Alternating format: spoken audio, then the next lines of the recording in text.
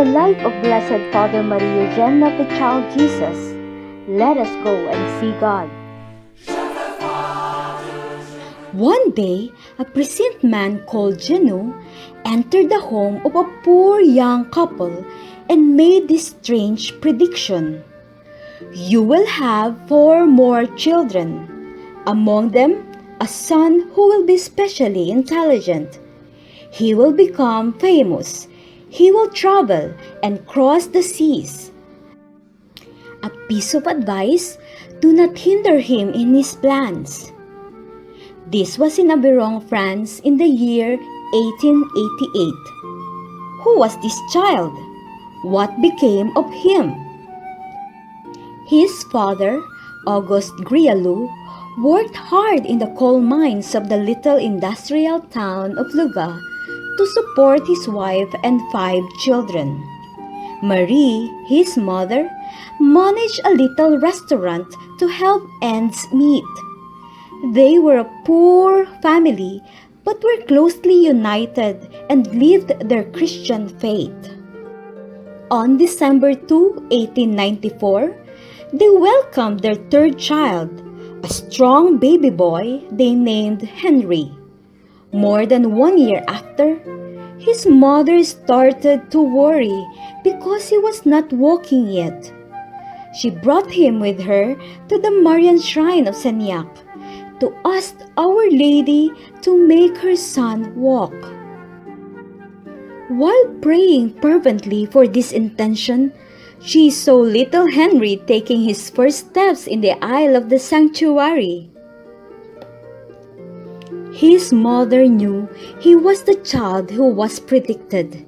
He was so intelligent and so lively. Looking at him playing with his friends, she wondered, what will my little Henry become? I love him so much. Nevertheless, Henry did not seem so different from the other boys of his age. He worked hard and played hard, and moved to the one who called him a liar. He would answer with his fist. But he did not keep a grudge against anybody. He was loving and loved by all. Soon, 2 events drastically changed his life. He was 8 years old when his father, weakened by the hard conditions of working in the mines, died from a pulmonary infection. No one had the heart to announce the news to little Henry. He understood it when they put a black ribbon around his arm. It was hard to lose a beloved father so young. Mrs. Grialou reacted with a lot of courage. She decided to look after her family single-handedly, finding work as a laundry woman. She even refused a proposal of marriage. She told a neighbor, "My children won't be raised by a stranger." The other event occurred 1 year after. Each day going to school, Henry would pass the parish presbytery and stop by a few moments to do some hard thinking. It is like that God put in his heart a great desire. One day, I will be a priest. However, he kept his dream secret. How could he ask money from his mother when he could see how hard she worked to earn their daily bread? God provided the answer. During that same year, 2 priests visited the school to recruit young boys for their congregation of the Holy Spirit. They offered free schooling to those who had the desire to become priests. But their school of formation was in Italy, far away from home and family. What would Henry do? God gave him grace and strength. He accepted the separation, thinking it would spare his mother more hard work and allow him to realize his dream. What a sacrifice for both of them. Mrs. Grialou wept over it. her motherly heart bleeding at the idea of her beloved son being so far from her and at such an early age. To make things worse, the Holy Spirit priest who was to accompany him on the long trip was missing at the train station. Henry's younger sister Fernand remembers, "Henry loved God with a great love. We saw it when he took the train to Italy. He was all alone and only 10 years old. Anybody else would have stayed, but he left all the same." Henry's first steps in the apostolic school of the Holy Spirit congregation were difficult. It was such a change of life for the little boy who had never left his hometown. He could not go and visit his family during the holidays and was allowed to receive only one letter a month. But he did well. After 3 years, however, he felt in his heart that God was not calling him to be a Holy Spirit religious. The priest tried to prevent him from leaving the congregation because he was a promising student, but at the end, the will of God prevailed. They allowed him to go home. What a joy to see his family again after 3 years of separation. A joy tainted with sadness though. His mother had arranged for him to be a metal worker in a factory. What would happen to his dream of becoming a priest? "I will save money and resume my studies as soon as possible," he told himself. But his heart was heavy. The silent sorrow of Henry touched his mother's heart. She took a very courageous decision. "Henry, you will be a priest. I will take extra work to pay for your boarding fees." How he loved his mother. He owed her everything. She was his most precious treasure here on earth. When he left for the diocesan minor seminary and she gave him money, it seems to burn in his hands. He knew what it had cost her to earn it. Henry did very well there. He was loved and esteemed by all because he was a bright student, but most of all because he was a faithful friend, always ready to help and give joy to others. One day, there was a general pillow fight in the dormitory. One pillow missed its target and hit the plaster crucifix hung on the wall, shattering it to pieces. The poor culprit was terrified.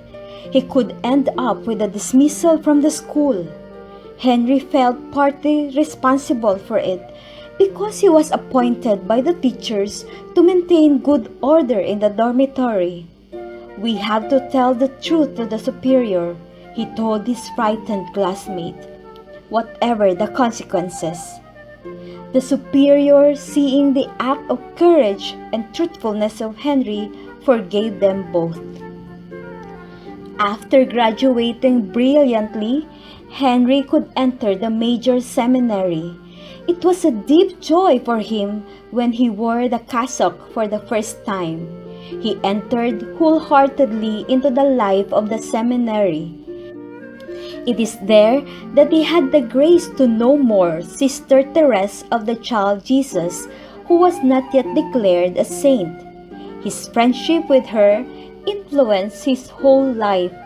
He wrote to a friend, "Like Sister Therese, I would like to be God's little thing, that He may do with me as He likes, use up my life little by little, here or elsewhere, or even take it away from me in any other ways as He chooses." Asked Him to give me this perfect conformity to His will. But soon, a terrible piece of news reached the seminary. World War I had broken out. Henry was 20. He enlisted as a soldier with the other seminarians. They did not know that they were entering the bloodiest conflict ever known so far, and that more than half of them would die in it. There, Henry discovered he loved adventure and danger. His superiors did not take long to notice that he was a born leader and entrusted him with bold, dangerous missions. He was wounded several times, but surprisingly, neither he nor any of his men were killed, although they were sent to the most critical battlefronts. The news about this strange fact spread among soldiers from other companies who then tried to get transferred to his company. Where did that mysterious immunity come from? Lieutenant Henry Grialou knew he had asked Sister Therese of the Child Jesus to protect him and his men. She deflects the bullets, he wrote to a friend. He constantly carried in his pocket a copy of her book. After the war, Henry went back to the seminary despite his friends who advised him to continue his brilliant career in the army. He preferred to be faithful to God to the end. He was nearly ending his formation when his life took another turn. After reading a booklet on St. John of the Cross, the Spanish Carmelite reformer of the 16th century, he had the certitude God was calling him to Carmel. It was like a bolt of thunder for him. He did not know any Carmelite friar, nor their way of life, not even the color of their habit. Still, this call was certain. What would his ecclesiastical superiors say? "You are crazy. You are out of your mind," was the general reaction. "You will stay in the diocese. Do not think about Carmel anymore. It is final," answered the bishop. But what can man do against God's will? After a sleepless night and learning that Henry was obeying him without a word, the bishop understood that his vocation came from God. The permission to leave the diocese for the Carmelite novitiate was given. For Henry, it was like a resurrection after several months of anguish. He was thinking, surely God will also make a miracle for Mama. She will say yes too. But this time, he was wrong. Her reaction to the news was terrible. She could not understand how he could leave her forever. He, the cherished son for whom she had sacrificed everything. She threatened him, "I will commit suicide as soon as you step out of the town." God wanted Henry to give up everything for his love. Henry loved his mother with a passionate love. "When I had to make her suffer," he said, "I myself suffered to the limits of human nature." His ordination was mashed by this great sorrow. He could say at the end of the ceremony, filled with joy, "I am a priest for eternity. This long-cherished dream has become true." But the following day, he was sobbing in the sacristy because his mother was not there for his first Mass. "God, do not let her kill herself." He was praying fervently after he left his hometown for the Carmelite novitiate. He wrote to her, "Let us cry together, but God's will must be accomplished. I myself also have cried at the thought of the sacrifice that I am imposing on you, but I cannot resist the will of God so clearly manifested." He believed God would take care of her with all the strength of his faith. Eventually, his mother did not carry out her threat, but it was 20 months before she could forgive him. It was with a broken heart, but with deep peace, that Henry entered the Carmel of Avon in the north of France on February 24, 1922. He remained 2 years there, the time of his novitiate. He was filled with happiness. He had at last found his place. He discovered the importance of silent prayer, which became the most precious time of every day. God could bestow great graces in a heart so open to Him. Some days after his entrance, he read in the Bible, "Leave your country, the house of your father, and I will make you the father of a great people."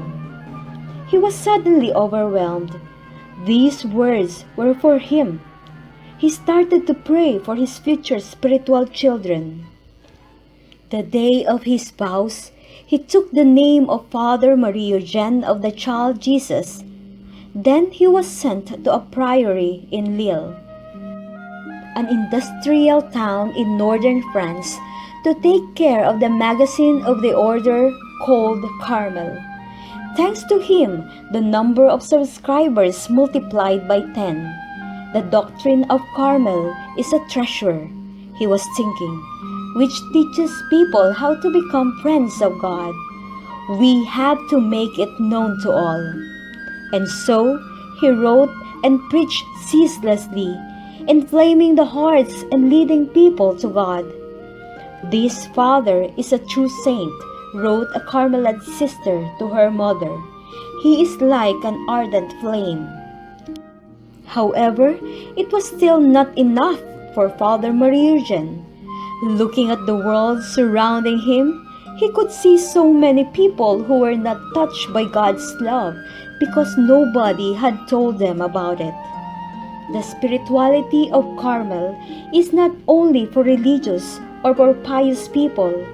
It is for everybody, for the man in the street, for the worker in the factory, the farmer in his field, the housewife and the judge, everybody.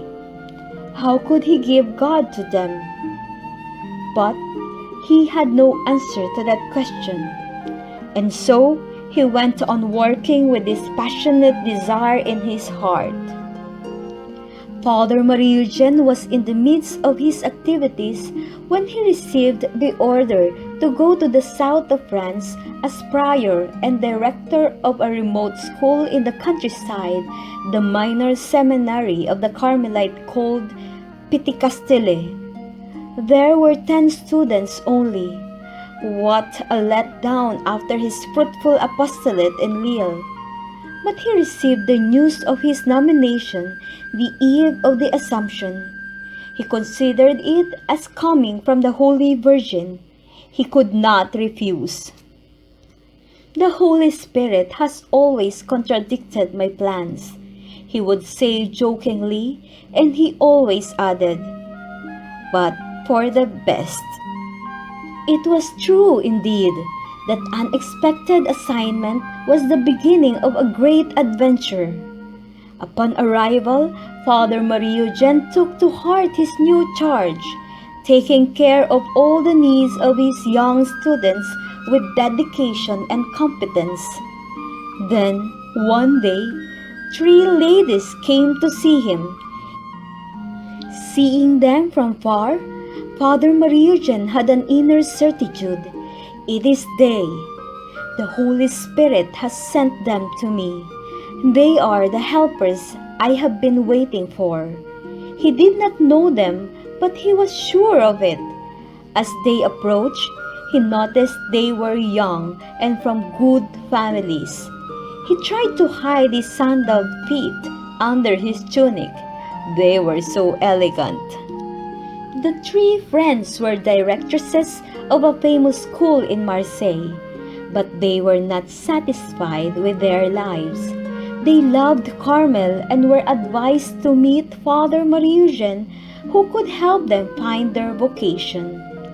Both parties were impressed with each other. Soon, despite his young age, Father Marie-Eugene became their spiritual director, formed them to silent prayer and to the total gift of themselves to God. One day they told him, "We give you all that we have. Tell us what we must do, and we will do it." Father Marie-Eugene was happy, but a bit embarrassed. What did the Holy Spirit want to do? He suddenly remembered the property of Notre-Dame-de-Vie, an ancient Marian shrine that the Carmelite tertiary had given to him the previous year. He decided to go and visit the place to see if he could settle the group there. When he entered the chapel, Father Marie-Eugene was completely taken by the huge statue of Mary just above the altar. He remained a long time looking at it.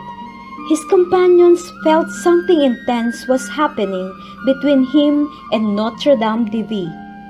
At the end, he told them, "Yes, the Holy Virgin wants us here."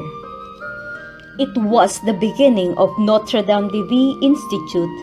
In the spirit of Carmel, Father Marie-Eugene wanted the members of his new family to be apostles in the world, deeply rooted in prayer, to be witnesses of the living God by words and by their way of living. For that, they had to be formed to silent prayer during 2 years of novitiate at Notre-Dame-de-Vie, which became the center of solitude.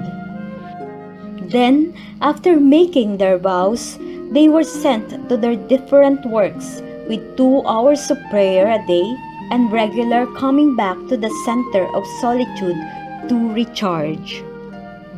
I would like you to go where we religious cannot go, on the boulevards, on the high seas, into all social classes and environments. He would say, "We need instruments who will live the doctrine and transmit it." Soon, God sent to the Institute young women thirsty for the absolute of Carmel, who would learn to live in intimacy with God and be thrown into the masses in an entirely ordinary life, mingled with the crowd as a leaven. Father Marie-Eugene gave them a model, Saint Emerenciana, who he had discovered during his journey in Lille. She was a little slave of the 3rd century, a catechumen stoned to death while she was praying at the tomb of her beloved mistress, Saint Agnes. Do not forget that, like her, you have to be humble. You have to be little. Your role, whatever it is to serve in silence, in the obscurity, without putting yourself in the limelight. While Notre-Dame-de-Vie Institute took its first steps, Father Marie-Eugene was assigned to different convents as a prior. He also continued his preaching all over France. His reputation reached Rome, and in 1937, he was elected as 3rd Definitor of Carmel for the whole world. Then, 1st Definitor, and then he became General Vicar. His life had never been so active. While fulfilling the obligations of his charge, he was also writing a book, I Want to See God. Traveled all around the world, accompanied the growth of his new institute, built a college for the Carmelite students in Rome, worked at the unification of the Carmelite sisters in France. Where did he find the strength to do all that?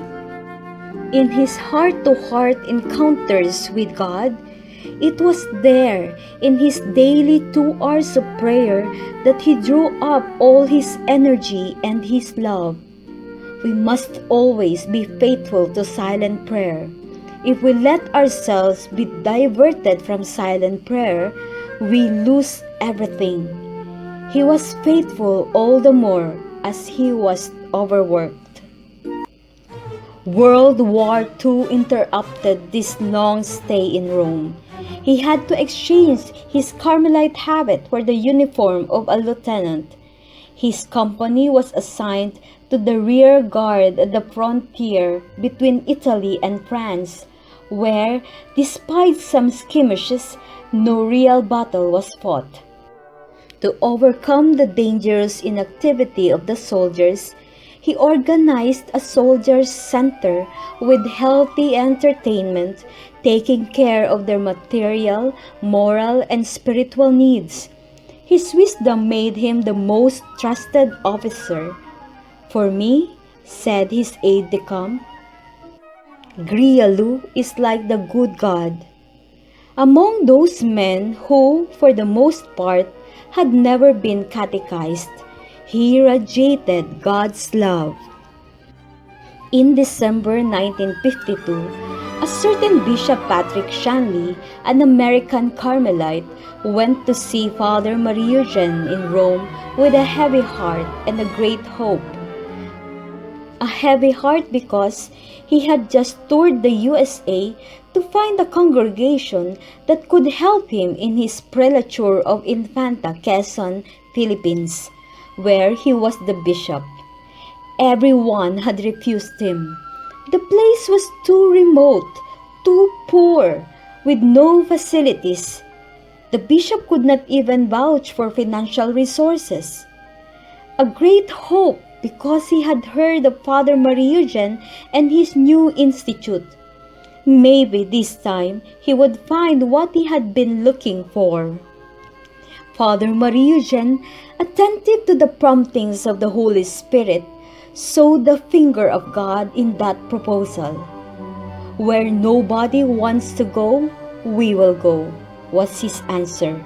Like Saint Emerenciana, who serves in the obscurity, putting herself in the last place, taking for her the task nobody wants to do. And so, this little saint became the patroness of Notre Institute in the Philippines. 2 years later, everything was ready for the new foundation, the first outside France. Reaching Infanta was not an easy venture. It was rainy season and a recent typhoon had just destroyed the already bad road leading to it. However, neither the mud nor tiredness could stop the travelers who were Father Marie-Eugene and the 3 members of the Institute. He was himself deeply touched by the faith of the Filipino people. He noticed also the shortage of priests and of religious education. "You will work on catechesis," he directed the first members. And so, aside from the presence of members in several fields of work, the Catechetical Center of Mother of Life was built in Novaliches, Quezon City, welcoming young men and women from all over the Philippines to be formed as catechists according to the spirituality of Carmel, being transformed by God in silent prayer to be effective bearers of His presence in the world. Soon after, other countries called for the Institute. Everywhere, people were thirsty for God. Notre Dame settled in several countries of Europe, America, and Asia. Father Marie-Eugene followed each foundation with a great faith and audacity. Soon also, some priests and young men asked to enter the Institute. The men's branch, then the priestly branch, were added to the women's branch. The Holy Spirit was making him the father of a great people. In 1955, after 18 years in the central direction of the order in Rome, Father Marie-Eugene was released from his office and could return as a simple religious in the priory of Piticastele. His great humility edified everybody.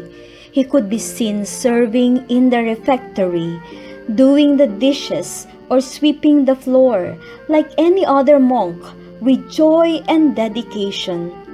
What simplicity after 27 consecutive years as a superior. It was not long before he was elected again as the superior of the priory, then as the provincial. He remained in this charge until his death, 10 years later at the age of 72. His activities during this time were still intense. He had never spared himself, and he served to the end the Carmelite order, while accompanying the growth of the Institute Notre de Vie. Some days before his death, he was still saying, "I will not die, I still have work to do." He wanted to give himself to God until the last drop.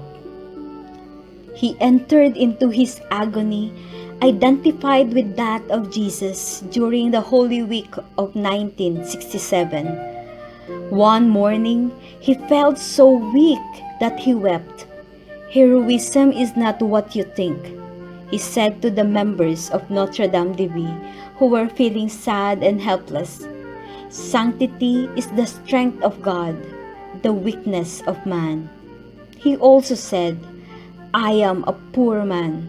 I am suffering for my children." On Holy Thursday, he exclaimed, "Today is the day of priesthood," and wanted to say Mass, but he was too weak for that. Vested with his stole, sign of his priesthood, he took in his hands a very small fragment of the host that the chaplain had brought him and said with great emotion, "I am a priest." After taking it, he was silent for a while and then added, "Seldom have I had the opportunity to say a most beautiful Mass." The Holy Virgin came to fetch him on Easter Monday, March 27th. Years before, he had instituted that day as the Feast of Mary to honor the triumph of her maternity as she embraced the risen Christ. She was truly Mother of Life at that moment. This is an extract of the testament he left to his spiritual sons and daughters. "You are my children. I am your father. With all the power of my fatherhood, with all its rights, I want to ask for the Holy Spirit for you. This is the testament that I leave you, that as soon as possible, you may be able to say that the Holy Spirit is your friend. This is the prayer that I shall continue for you for all eternity."